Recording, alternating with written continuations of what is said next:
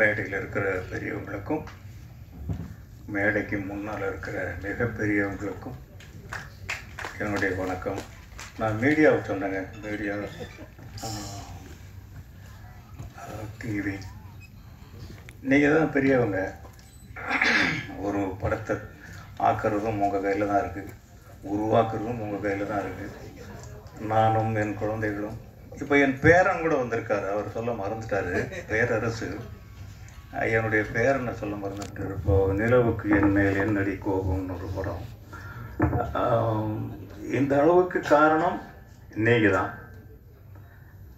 நீங்கள் மனசு வச்சதுனால தான் நாங்கள் திருப்பி இங்கே ஒரு மேடையை போட்டு இந்த இடத்துல நின்று நாங்கள் மீட்டிங் போட்டு பேசிக்கிட்டு இருந்தோம். எல்லோரும் எனக்கு தெரிஞ்சவங்களாக தான் இருப்பாங்க. சில பேருக்கு நான் தெரிஞ்சவனாக இருப்பேன். இதில் முதல்ல நான் இதில் நன்றி கடனும் செலுத்த வேண்டியது தயாரிப்பாளர்களுக்கு. செந்தில் வேலன் இல்லையா, செந்தில் வேலன். ஒரு தயாரிப்பாளர் போய் திடீர்னு டாக்டர் வேலை பார்த்துட முடியாது. ஒரு டாக்டர் படம் எடுத்திருக்காரு, விட்டுருவோமா? நம்ம தயவு செஞ்சு ஒரு படத்தை இந்த அளவுக்கு கொண்டு வர்றதுக்கு இன்னும் படம் ரிலீஸ் ஆகலை. எவ்வளவு காயப்பட்டிருப்பாங்க, எவ்வளவு துன்பங்களை அனுபவிச்சிருப்பாங்க. முகம் தெரியாதவங்களை வச்சுக்கிட்டு, முகம் தெரியாத இயக்குனர், முகம் தெரியாத தயாரிப்பாளர், எல்லா வசதிகளும் இருந்தாலே இன்னைக்கு கஷ்டம். எதுவுமே இல்லாமல் இந்த அளவுக்கு படத்தை எவ்வளவு இன்வெஸ்ட் பண்ணி எப்படி கொண்டு வந்தாங்க அப்படிங்கிறது அந்த கடவுளுக்கு தான் வெளிச்சம். அவங்களெல்லாம் நீங்கள் ஒரு 4 வார்த்தைகள் எங்களை பற்றியெல்லாம் எழுதாதீங்க. இந்த படத்தை பற்றி ஒரு 4 வார்த்தைகள் எழுதுனீங்கன்னா நல்லா, இல்லாட்டியும் நல்லா இருக்குன்னு எழுதுங்க. அதனால ஒன்றும் உங்களுக்கு குறைஞ்சிட போகிறதில்ல. படம் நல்லா தான் இருக்குது. 3 சாங்ஸ் பார்த்தோம், ஒரு ட்ரைலர் பார்த்தோம். ரொம்ப அழகாக ஒரு இலக்கண பிழை இல்லாமல் இருக்குது. அதை நீங்கள் எழுதுறதுல ஒரு தவறும் கிடையாது. அவங்க நல்லா வரணும், வந்தால் திருப்பி நம்ம சந்திச்சுக்கிட்டே இருப்போம். இந்த சினிமாவில் சம்பாதிச்ச எவனுமே இதை எடுத்துக்கிட்டு வெளியூருக்கு ஓடி போயிட முடியாது. அந்த டாக்டர் மறுபடியும் இங்கே தான் வருவார், இன்னொரு படம் இருப்பார். அதே நானே டைரக்டாக இருந்தாலும் இருக்கலாம்ல, இருக்கலாம். அதனால் இதுக்கெல்லாம் உங்கள் சப்போர்ட் ரொம்ப தேவைப்படுது. நான் எவ்வளோ உங்களோட கலந்து வளர்ந்து வந்திருக்கேன் அப்படிங்கிறது நமக்குள்ளே இருக்கிற உறவுகள் சொல்லும். ஒரு தனித்தனி பேரை கூட என்னால் சொல்ல முடியும். இயக்குனர் ஒரு வார்த்தை சொன்னார், டைரக்டர் குணா சுப்பிரமணியம். குணாவே போதுமானதாக இருக்குது. சுப்பிரமணியம் குடும்ப கஷ்டம் இருந்தது அப்படின்னு சொன்னார். இது சினிமாவில் இருக்கிற ஒவ்வொருத்தனையுமே கோழையாக்குறது குடும்ப கஷ்டம்தான். அதாவது ஓட்டப்பந்தயத்தில் முதுகில் மூட்டையை கட்டிக்கிட்டு ஓடின மாதிரி சினிமாவில் இருக்கிறவன் குடும்பம் வச்சிருக்கிறது. ஏன்னா இதை நான் அனுபவிச்சுவேன். நான் சென்னைக்கு வரும்போது கிட்டத்தட்ட இந்த சினிமா இருக்கு இல்லைங்களா, இது ஒரு அபூர்வமான சக்தி இருக்குது இந்த சினிமாவுக்கு. தனக்கு வேண்டியவர்களை தானே தேர்ந்தெடுத்துக் கொள்கிறது. நீ எந்த மூலையில் போய் இருந்தாலும் உன்னை விடாது. தகுதி இல்லாத ஒருத்தனை நீ எவ்வளவு முயற்சி பண்ணாலும் உள்ள நுழைய விடாது. அதுதான் இதுக்கு நானே ஒரு உதாரணமாக நிற்கிறேங்க. ஐ திங்க் 1979 78 வருஷம் நினைக்கிறேன்.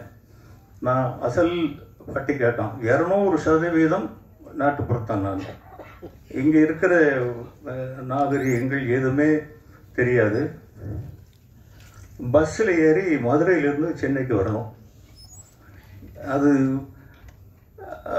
சென்னைன்னா என்ன, சென்னையில் யார் இருக்கா, எங்கே வழி இருக்குது, ஒன்றும் தெரியாது.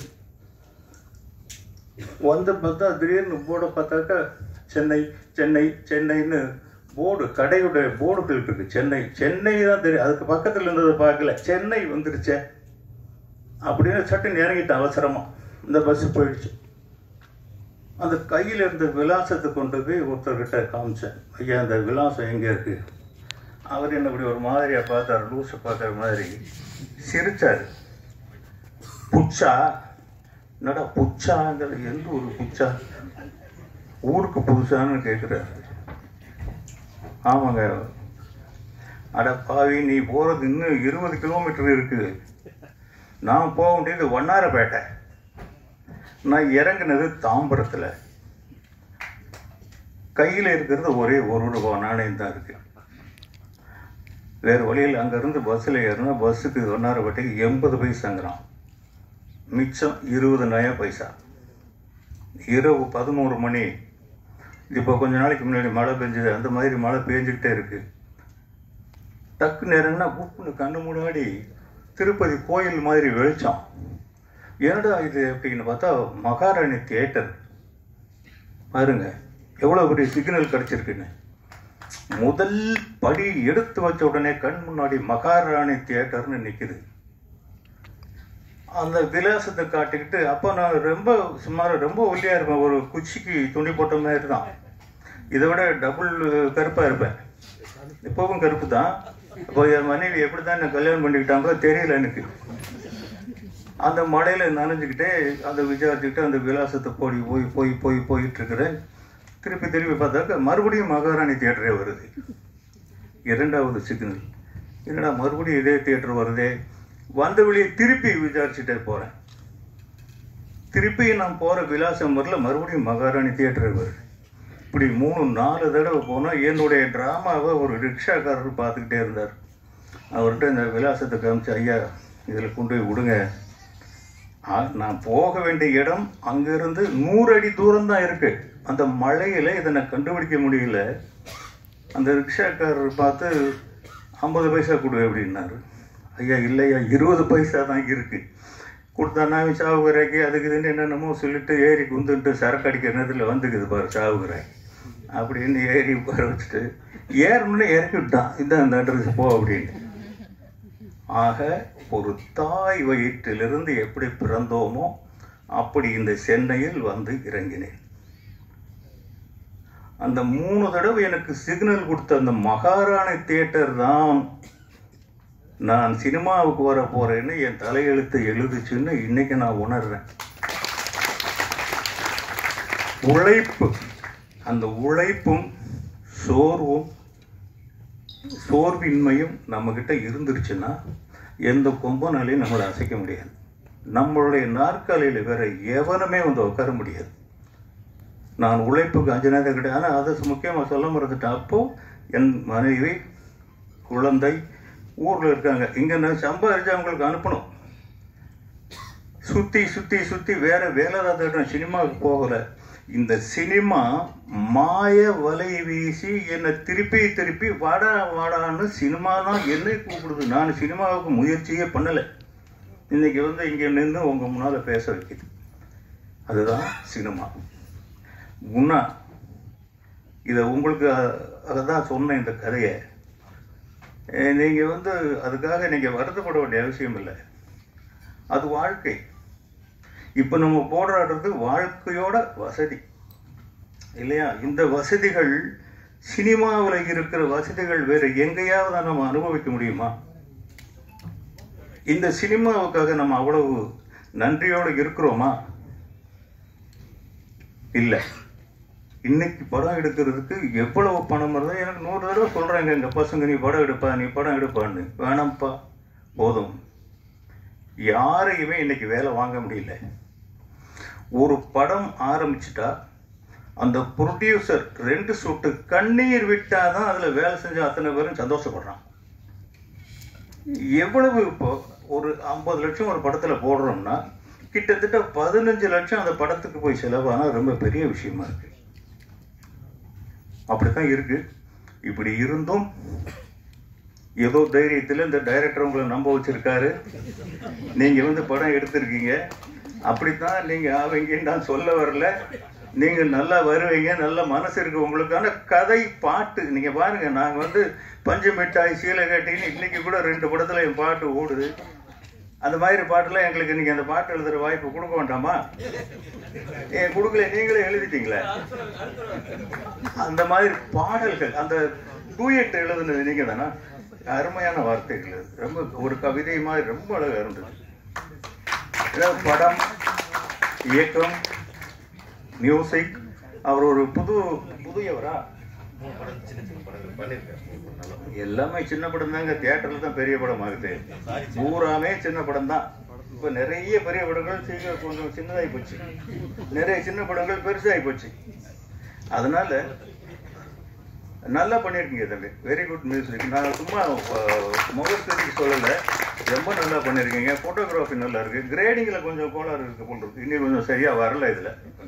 ஆமாம், படத்தில் வந்துடும்னு நினைக்கிறேன். அது ட்ரெய்லருக்காக கொஞ்சம் அவசரத்துக்கு எல்லாம் பண்ணுறது தான். நாங்களும் அதெல்லாம் பண்ணி தான் வந்திருக்கோம். அப்படி பண்ணுறது தான். நீங்கள் பட்ட கஷ்டங்களுக்கு, அதனால் நீங்கள் முதல்ல குடும்பம் இருக்குன்னு வருத்தப்படாதீங்க. முதல்ல கொஞ்சம் உங்களுக்கு என்னென்ன வயசு? சரி, அது ஒன்றும் பெரிய விஷயம் கிடையாது. டைரக்டர் ஆகும்போது 39 வயசுல தான் நான் என்றால் அவன் மனசிலே படம் எடுத்தேன். எனக்கு கடவுள் ஒரு அனுகிரகம் என்ன கொடுத்தான்னா, இளையராஜாங்கிற ஒரு வரப்பிரசாதம் கிடைச்சது. அந்த காலத்துல ஒரு மிடில் ஏஜ் கதை, அது ஒரு ஃப்ளூக் கேட்டான் தி வால், இப்படியும் அப்படியுமான படம் தான். அந்த காலத்துல இளையராஜாங்கிற ஜாம்பவான் கிடைச்சாரு. ராஜ்கிரன்கிற ஒரு இஸ்லாமிய கடவுள் எனக்கு வரம் கொடுத்தாரு. இது எல்லாம் மீறி அந்த படம் ஜெயிச்சதுன்னா, அந்த படத்தை ரசிக்கிற ஆடியன்ஸ் அன்னைக்கு இருந்தாங்க. இன்னைக்கு எடுத்தா ஓடாது. பட் இன்னைக்கு ஜனங்களுக்கு என்ன தேவை அப்படிங்கிறது இப்போ படம் எடுக்கிறவங்களுக்கு தான் வெளிச்சம், உங்களுக்கு தான் வெளிச்சம். 42ங்கிற வயசு நான் வெளியே சொல்லுங்க. அதனால நீங்க நல்லா வருவீங்க. வேற என்ன சொல்றது, தயவு செஞ்சு மறுபடியும் நான் உங்ககிட்ட தான் வரேன். இந்த படத்தை பற்றி குறைகள் இருந்தாலும் கூட, குறைகள் எனக்கு தெரிஞ்சு குறைகள் இல்லை. குறைகள் இருக்குன்னு சொன்னால் அது மேதாவித்தனம் தான். தயவு செஞ்சு 2 நல்ல வார்த்தைகள் எழுதுங்க. இத்தனை தடவை நான் உங்களை கேட்க வேண்டியது கிடையாது, படம் என்னது கிடையாது. இருந்தால் கூட அவருடைய இடத்துல இருந்து உங்களை நான் ரெக்வஸ்ட் பண்ணி கேட்குறேன், 2 நல்ல வார்த்தைகள் எழுதுங்க. உண்மையிலேயே நான் இப்போ சமீப காலமாக எந்த விழாக்களுக்கும் போகிறதில்லை. ஃபஸ்ட்டு யாரோ ஒருத்தர் பேசினார், நான் சோன் பேசுகிறேன், அவர் பேர் மறந்துடுச்சு. இல்லை நீங்கள் இயக்குனர் பேச சொல்லுங்க. அப்புறம் யாரோ ஒருத்தர் பேசினார், இல்லை இயக்குனரை பேச சொல்லுங்க. அப்புறம் இயக்குனரே பேசினார். நான் இங்கே வந்ததுக்கு காரணமே, இது ஒரு சின்ன படம். நம்மளும் ஒரு காலத்தில் இப்படி இருந்து தான் வந்தோம். ஒரு சின்ன படத்துக்கு போய் 4 வார்த்தைகள் சொன்னால் மீடியா அப்புறம் நமக்கு தெரிஞ்சவங்களா இருப்பாங்க, அவங்கக்கிட்ட நம்ம போய் ரெக்வெஸ்ட் பண்ணுவோம் அப்படிங்கிற ஒரு நல்ல எண்ணத்தில் தான் இங்கே வந்திருக்கேன். அதுக்காக ஒரே 1-2 வார்த்தைகள், நல்ல வார்த்தைகள் சொல்லுங்கள். அந்த படம் ஒரு 4 நாள் போனோம். இன்னைக்கு 4 நாள் போனால் போதுமானது. 4 நாள் போனால் உங்களுக்கெல்லாம் ஒரு புண்ணியம் அதனால கிடைக்கும். அவர் இன்னும் 2 படம் பண்ணுவார், மறுபடியும் நமக்குள்ளே தான் இருப்பார். எல்லா தொழில்நுட்ப கலைஞர்களுக்கும் அவங்க பாடினே, அவங்க பேரை புரிஞ்சுக்கிறதுக்கு ஒரு 5 நிமிஷம் வச்சுங்க. பார்த்த உடனே ஒருவேளை ஒரு பாம்பே பொண்ணா இருக்கும்னு நினச்சிட்டு இருந்தேன். பாடினின்னாங்க. ஓ, பாடினே குப்தா, பாடினே ராவுன்னு இருக்கும் போல இருக்குன்னு நினச்சேன். அம்மா அவங்க பேர் திருப்பி சொல்லுங்க. இல்லை அப்படின்னு நினச்சேன். இப்போ பாடினே குமார்னு சொன்னாங்க. தமிழ் பொண்ணு அழகாக தமிழில் பேசிட்டாங்களே, அதுவே உங்களுக்கு பாதி சக்ஸஸுங்க. ஒரு ஹீரோயின் தமிழ் பேசிட்டாங்க. நட்டி, உங்களை நான் பாராட்ட வேண்டிய அவசியம் இல்லை. இப்போ கீழே பேசிகிட்டு இருக்கும்போது அவர் தான் இந்த கதையை பற்றி சொன்னார். நான் என்னங்க சீசான்னு நான் சீசான்னா தமிழ் இன்னொன்று இருக்குது, பாட்டிலு. அப்படித்தான் நான் புரிஞ்சுக்கிட்டேன். சீசான்னா அப்படித்தான் ஒரு மீனிங் இருக்கும் போல் இருக்கு அப்படின்னு.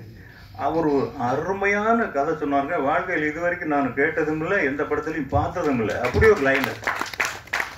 ஒரு மருத்துவர் தன்னுடைய அனுபவங்களை, அதாவது தன்னுடைய அனுபவம்னு ஒரு வாழ்க்கையில் பட்ட அனுபவம் இல்லை, சொசைட்டியில் சந்திச்ச அனுபவங்களை கலெக்ட் பண்ணி இது பொதுமக்களுக்கு போய் சேரணும், பணம் சம்பாதிக்கணுங்கிறது இல்லை. அதுக்காக யாரும் பணம் கொடுக்காம படத்தை ரிலீஸ் பண்ண போகிறதில்ல. அந்த பொதுமக்களுக்கு அந்த அனுபவங்கள் போய் சேரணுங்கிற ஒரு ஆராய்ச்சி தான் அந்த படம். அவர் சொல்லும்போது கேட்கும்போதே பயமாக இருக்குது. அவர் படத்தில் இருந்து, ஆனால் ட்ரெய்லர்லேயும் அதில் அது தெரியல, படத்தில் அது தெரியும்னு நினைக்கிறேன். இங்கே வந்திருக்கிற எல்லாருக்கும் நன்றி, இதில் உழைச்ச எல்லாருக்குமே நன்றி. உங்களுக்கு வெற்றி பக்கத்துலேயே இருக்குது. நன்றி, வணக்கம். அடுத்தபடியாக